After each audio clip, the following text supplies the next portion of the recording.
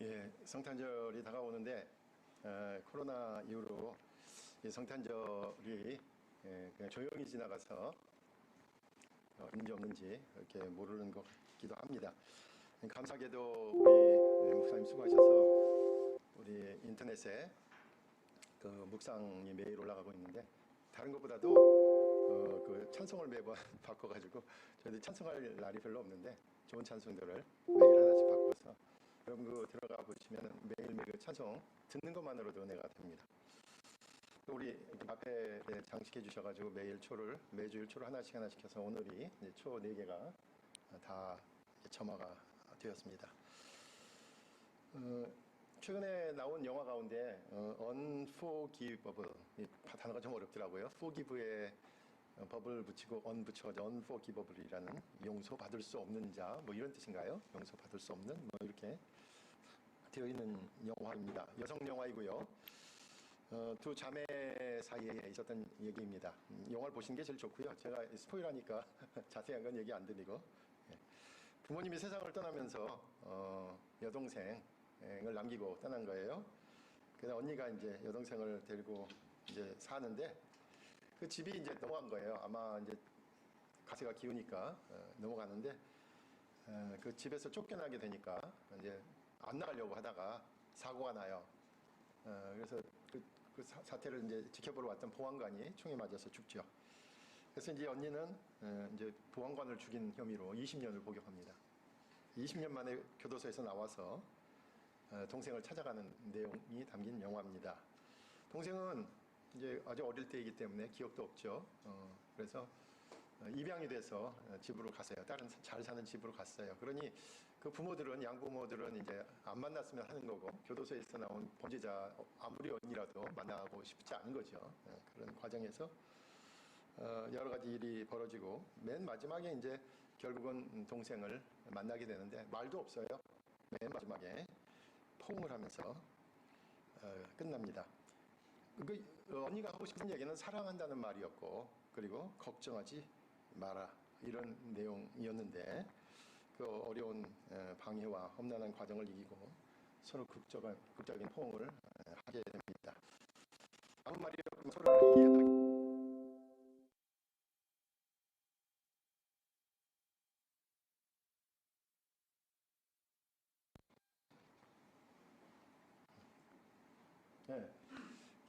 마리아와 엘리사벳. 그래서 여러 가지 그림이 있더라고요. 찾아보니까 아마 밑에 있는 그림이 이제 마리아인 것 같고요. 위에가 이제 엘리사벳. 둘이 사촌지간이죠. 근데 여러 그림이 있지만 이 그림은 이제 1866년에 1866년이네요. 우리나라로 말하자면은 꽤 오래된 칼 하이니 블로그라는 사람이 그린 그림입니다. 마리아와 엘리사벳. 다른 것보다도 엘리사벳이 이렇게 팔을 길게 뻗어가지고 환대하는 모습이 참 좋아 보였습니다.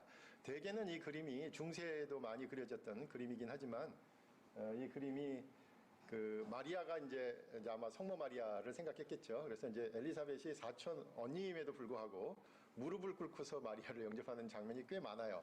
좀 이렇게 좀 가부장적이고 좀 그런 모습이 많이 보이는데 이게 더 가장 자연스러운 모습일 것 같다라는 생각이 들었습니다. 여러분이 또 마리아와 엘리자벳이라는 그림을 또 하면 또 어떤 그림이 나오냐면요. 아주 이상한 우연인데 영국 교회사에서 바로 메리 여왕, 스코틀랜드 메리 여왕과 우리가 아는 엘리자베스 1세 여왕과의 만남을 그린 그 그림도 있습니다. 메리 앤 엘리자벳이죠. 똑같죠. 그것은 비극입니다. 그 스코틀랜드의 메리는 이제 전국개혁 세력에 의해 가지고 쫓겨가지고 잉글랜드에 피신을 왔는데 우리가 아는 그 잉글랜드의 그 블러디 메리가 아니에요. 스코틀랜드의 메리가 있어요. 근데 이제 서로 이복지간이거든요. 거기도. 그런데 이제 엘리자베스는 자기가 아버지 외에 일종의 그 성골이 아니잖아요. 일종의 진골이잖아요. 그러니까 이제 성골인 이제 스코틀랜드의 메리에게 이제 컴플렉스를 느끼고 있었는데 가뜩이나 이제 피해서 오니까 언제 자기 자리를 또 빼앗길지 모른다는 생각을 하게 되죠. 그래서 결국은 반역죄로 그 사촌을 죽입니다. 그게 이제 메리하고 엘리자베스의 영국 역사에는 그렇게 되지만은 실제로 우리의 성경 모티브는 바로 이 내용입니다. 우리가 읽은 본문은 성탄절 이야기 가운데서도 그렇게 많이 언급되는 내용은 아닙니다. 마리아와 그의 친척 엘리사벳 사이에 있었던 이야기죠. 본문은 마리아에게 전한 수태고지, 그러니까 우리가 잘 아는 수태고지 그 다음의 장면이에요. 수태고지, 천사가 와서 아이를 낳을 것이다라는 그 이야기 바로 다음에 나오는 장면이고요. 그리고 이 장면 바로 뒤에는 우리가 잘 아는 마리아 송가로 알려져 있는 매그니피카트라고 하는 마리아 송가, 마리아 찬가라고 알려져 있는 그 찬양이 뒤따르고 있습니다. 그러니까 수태고지와 마리아 찬양 그 사이에 있는 이야기가 오늘 본문의 내용입니다. 성탄절에는 자주 언급되지 않지만 본문의 이야기는 기독교 역사에서 많이 찬양되고 또 숭고하게 기억되며 그 내용이 성스러워서 인간의 세상을 초월하는 이야기로 전해지고 있습니다. 제가 그 영화 얘기도 했지만 이 본문은 결국 두 여인의 만남을 기록하고 있습니다. 마리아 그리고 엘리사벳입니다. 두 여인의 이야기는 이 누가복음에만 기록되어 있습니다. 그런데 이 이야기 전후의 내막을 알아보면 그저 아름다운 이야기라고만 할 수는 없습니다. 우리가 잘 아는 성탄절 이야기처럼 누가복음 1장 오늘 이 본문의 앞쪽에는 천사의 수태고지를 받은 마리아의 이야기가 나오죠. 26절부터 시작되는 천사의 수태고지에서 마리아에게 나타난 천사는 이렇게 얘기합니다. 무서워하지 말라. 무서워하지 말라. 사실 그 마리아에게 나타난 천사도 무서워하지 말라. 요셉에게 나타난 천사도 무서워하지 말라. 그죠? 들판에서 자고 있던 목자들에게 나타난 천사들도 뭐라 그럽니까? 무서워하지 말라. 그래서 성탄절의 첫 메시지는 다 무서워하지 말라라는 거죠. 예. 그 무서워하지 말라. 왜 무서워하지 말아야 합니까? 그 은혜의 구체적인 내용이 1장 31절에 이렇게 나옵니다. 보라, 내가 잉태하여 아들을 낳으리니 그 이름을 예수라 하라 라는 거죠. 무서워하지 말라는 말 그 말처럼 정말로 무서운 일이 생겼죠. 예, 남자를 알지 못하는데 마리아가 그렇게 표현해요. 남자를 알지 못한 여인이 아이를 갖게 된다는 거잖아요. 무서운 일이죠. 그래서 마리아는 마을 사람 어느 누구와도 자신의 입장을 이야기할 수 없습니다. 모두가 수근거리고 조롱하고 경멸하고 화를 내고 더 나아가 잡아 죽이려고 하는 그 속에서 마리아는 오늘 본문 39절에 보니까 빨리라는 표현이 있어요. 빨리 한 여인을 찾았던 겁니다. 그가 바로 사촌 엘리사벳이었습니다. 엘리사벳도 나이가 들었지만 6개월 전에 성령으로 잉태되었기 때문에 그 성령으로 잉태되었다는 말, 마리아도 성령으로 잉태되었고 엘리사벳도 성령으로 잉태되었는데 엘리사벳 같은 경우는 워낙 나이가 많이 들어서 아이를 가질 수 없는 상태에서 아이를 가진 것이죠. 어쨌든 성령으로 잉태되었기에 마리아는 동병상련의 아픔을 나누고자 엘리사벳을 찾았던 것일 겁니다. 마리아가 오자 엘리사벳은 말합니다. 세상에서 가장 복된 여인이라고 축복합니다. 그런데 이 복된 여인, 우리가 오늘 생각해 볼 내용 가운데 하나는 이 복되다라는 말이에요. 분명한 것은 엘리사벳이 마리아에게 복되다라고 축복한 것은 우리가 흔히 얘기하는 세상의 축복이 아니었다라는 거죠. 분명히 세상에서 받아 누릴 축복은 아니었습니다. 특별하게 누릴 축복이란 하나님의 말씀이 그녀를 통해 이루어진다는 것, 하나님의 말씀이 그녀를 통해서 이루어진다는 것, 그 약속 자체였습니다. 다시 말하자면 선택받았다라는 사실 하나만으로 축복이라는 것이죠. 그런데 도대체 무슨 일이 일어날지 알 수 없습니다. 분명한 것이 있는데 주님께서 그녀에게 하신 말씀 그대로 이루리라라는 믿음이 있었다라는 겁니다. 그렇다면 진정한 축복은 바로 이 믿음이라고 할 수 있습니다. 마리아는 오직 이 일이 하나님을 위한 일이라는 확신으로 살아갈 수 있었습니다. 자신에게 일어난 도저히 받아들일 수 없는 이 모든 일에 직면해서 마리아는 누가복음 1장 30절에 나오는 것처럼 내가 하나님의 은혜를 얻었다, 내가 하나님의 은혜를 입었다라는 말씀 하나 붙잡고 자신에게 일어난 일을 하나님의 일로 받아들인 것입니다. 성경에서 말하는 진정한 축복은 물질에 있지 않습니다. 진정한 축복은 높이에 있지도 않습니다. 진정한 축복은 세속적인 가치에 있는 것이 아니죠. 그냥 모두가 좋아할 만한 것이 축복이 아니라는 말씀입니다. 왜냐하면 이 일로부터 대략 30년이 지난 후에 어떤 일들이 일어납니까? 두 여인에게. 이 두 여인이 지금 서로 A를 가졌다고 서로 축복하고 있는데 태중에 있는 아이들이 30년 후에 어떻게 됩니까? 그들의 운명이 엘리사벳의 아들 요한은 왕에게 직언을 했다는 이유로 목이 베어서 죽게 됩니다. 예수라는 이름의 사내는 마리아의 아들 예수는 종교 지도자들의 눈밖에 나서 십자가에서 매달려 못 박혀 죽게 됩니다. 그래서 오늘 본문에서 말하는 복은 세상의 눈으로는 복이라고 얘기할 수 없는 내용입니다. 어쩌면 기구한 운명의 만남이지요. 마리아와 엘리사벳이 믿음의 눈으로 고백하고 있는 축복은 그러므로 세상 사람들이 흔히 말하는 축복이 아닙니다. 세상 사람들이 존경하는 그런 인정도 아니었습니다. 우리가 흔히 아기를 가지면 축하한다, 임신을 축하한다고 하는 그런 입 벌린 소리, 그런 축복 아니었습니다. 주례사에서 흔히 듣는 자녀가 많고 대대손손 복을 받는 그런 종류의 복이 아니었습니다. 두 여인의 입을 통해 나온 축복은 그런 말초적이고 감정적이고 세상적인 것이 아니었습니다. 그래서 그 복은 정말로 믿음이 없이는 고백할 수 없는 복이었습니다. 오히려 두 여인이 받은 복은 세상의 복이 아니라 자신들 각자에게 닥쳐오는 고난에 대한 진지한 태도였고 고난에 대한 의연한 자세였습니다.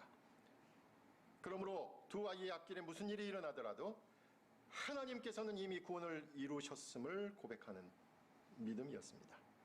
이 고난도 하나님의 은혜의 한 부분이며 극한 어려움도 하나님께서 구원하시는 순간이라는 믿음, 그것이 바로 그들에게 임한 축복이었습니다.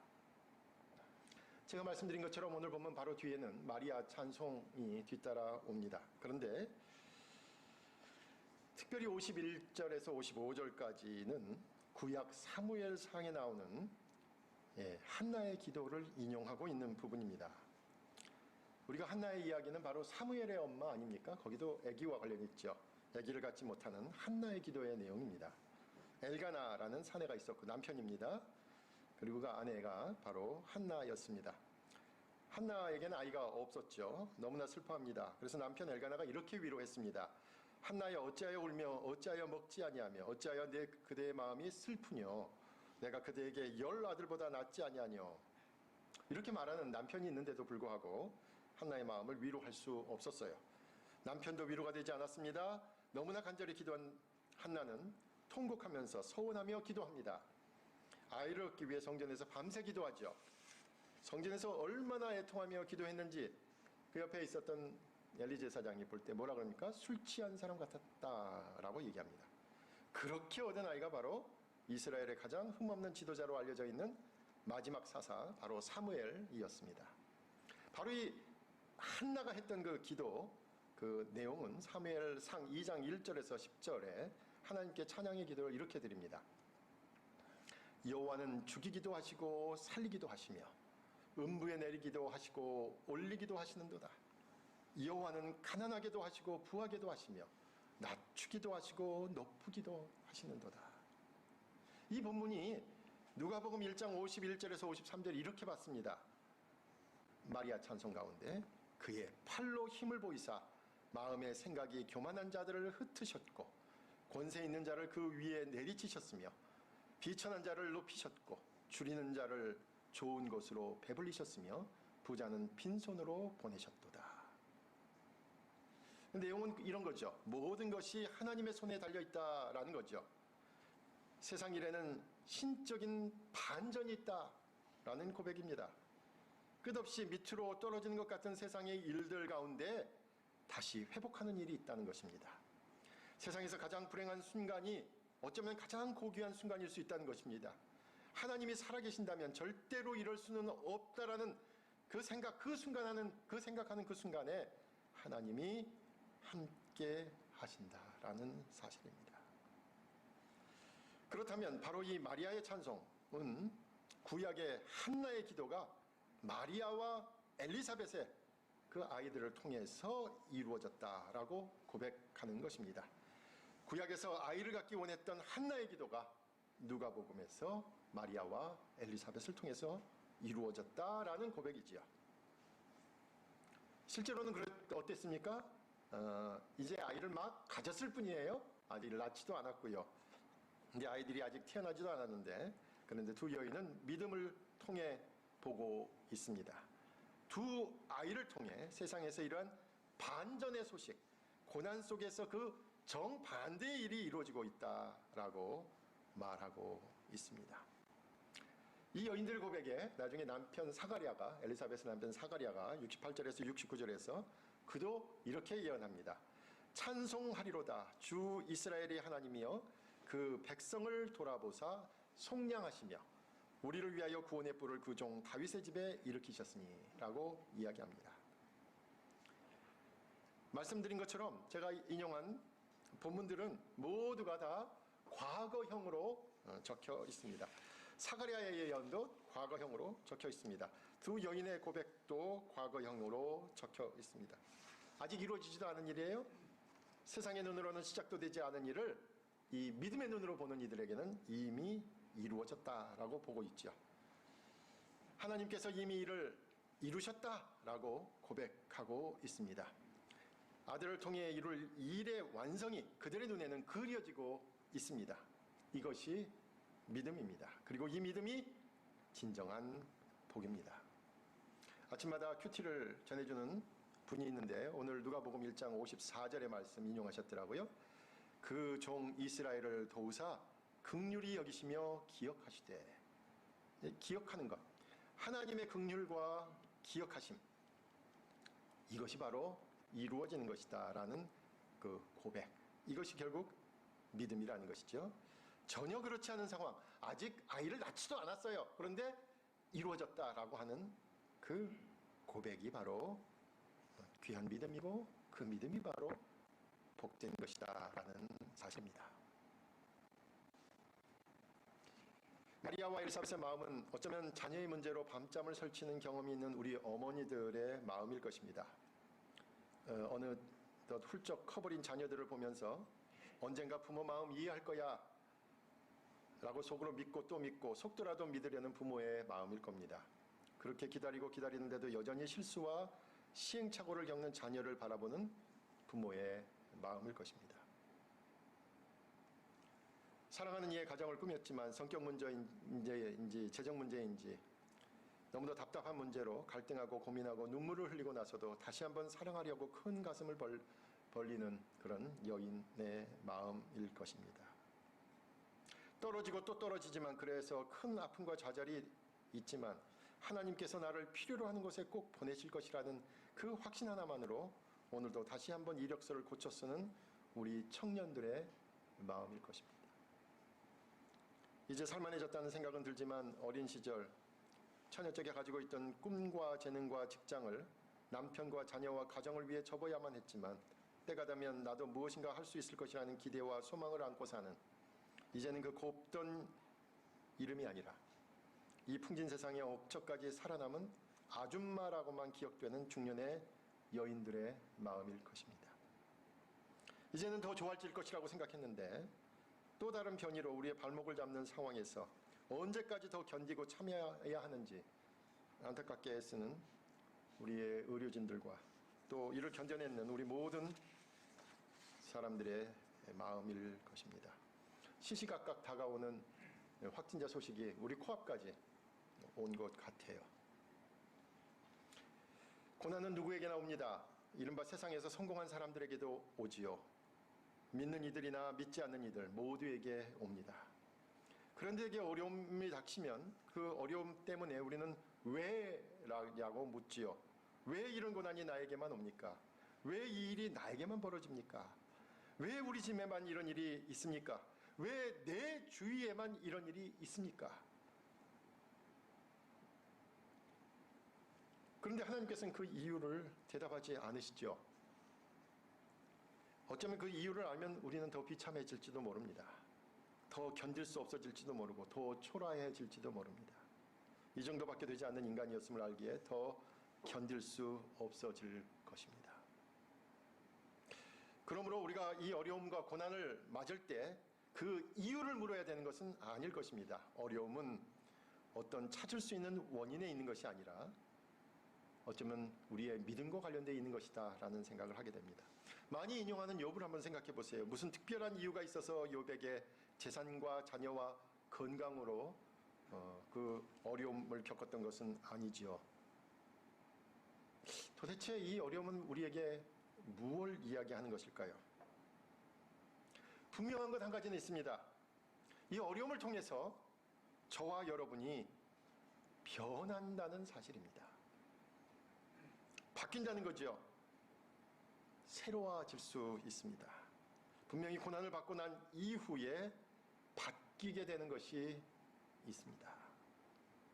우리가 아이들을 키우면서 깨닫게 되는 지혜가 하나 있잖아요. 아이들이 앓고 나면 부쩍 자란다는 것을 알 수 있잖아요.